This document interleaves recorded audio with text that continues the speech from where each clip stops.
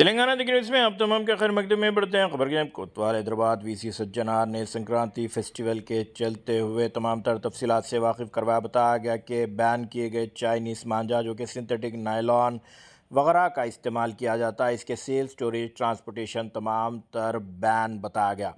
इस सिलसिले में उन्होंने बताया कि खिलाफ वर्जी करने वालों पर कार्रवाई भी की गई है। 103 के करीब ऐसे केसेस दर्ज किए गए और 143 अफराद को गिरफ्तार किया गया, जबकि 6226 बैंड चाइनीज़ मांझा के बॉबिन्स भी जब्त किए जाने की इत्तला से वाकिफ़ करवाया गया, जिसकी मालियत 1,24,52,000 रुपये बताई गई। सबसे ज़्यादा केसेस साउथ वेस्ट जोन में दर्ज किए गए, जहां पर 34 के करीब केसेस और 46 अफराद को गिरफ्तार किए जाने की इत्तला से वाकिफ़ करवाया गया।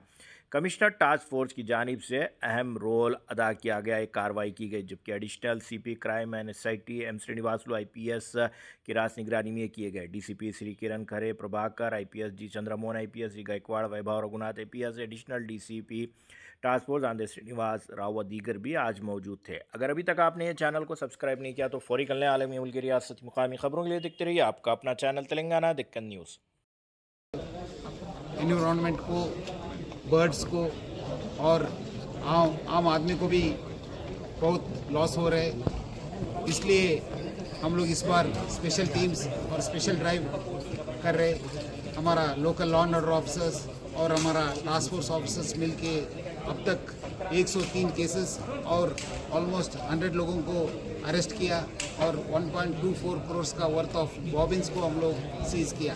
मैं हैदराबाद सिटी पुलिस की तरफ से अब सब पब्लिक को और स्पेशली यूथ को मैं रिक्वेस्ट कर रहा हूँ, आप लोग चाइनीज़ मांझा को नो बोलिए, से नो टू चाइनीज़ मांझा। और हम लोग ये सब लोग मिलकर, क्योंकि ऑलमोस्ट 10 साल हो गए, तेलंगाना गवर्नमेंट और नेशनल ग्रीन ट्रिब्यूनल भी इसको बैन किया, बट फिर भी आज तक भी बेच रहे लोग। सो मैं जो लोग बेच रहे हैं, जो लोग प्रोडक्शन कर रहे हैं, उनको भी मैं रिक्वेस्ट करूँगा, आप लोग ऐसी मत करिए, आपके ऊपर भी बहुत स्ट्रिंजेंट एक्शन होगा। क्योंकि ये केस एनवायरनमेंट प्रोटेक्शन एक्ट के हिसाब से ऑलमोस्ट आपको 5 साल का पनिशमेंट मिल सकता है और 1 लाख रुपए का फाइन भी हो सकता है। इसलिए सब लोग मिलके ये चाइनीज़ मांझा को बैन करेंगे। Dealing very firmly with iron hand against this sale of Chinese manja.